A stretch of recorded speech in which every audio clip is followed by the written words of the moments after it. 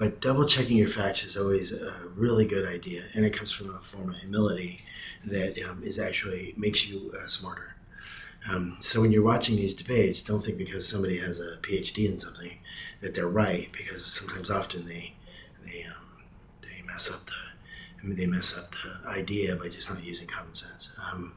Also, they specifically say in these debates, well, we use the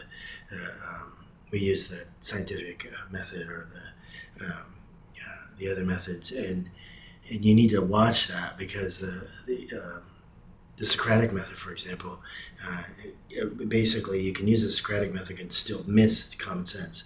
Well, we use the Socratic Method on evolution versus creation. Well, yeah, but how about mathematical method? How about just common sense method, where you weigh out all the goods and bads and uglies, and then you put them together and to form a conclusion? That's just basic common sense.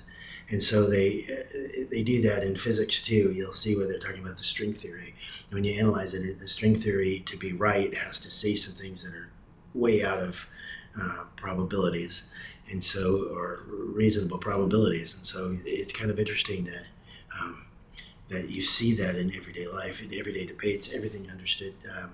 For example, they say this bone is this age, and so man's this age, but they do it based on two different things. One's carbon dating farther back doesn't work very reliably, and the other thing, and it has to have tissue, or has to have biological, right? But the other method is strata, where they find it in the layers, but the Earth is constantly changing, and if you have an asteroid somewhere and the winds blow that way and it has a different layer, then you've changed where you would put that in the history of that item. So you see these things, and man's probably far older than the normal everyday Christian believes, but sometimes I don't think it is like so far back, because they're using strata that may be changed by floods, by winds, by impacts, by a whole list of things, even just normal climate change.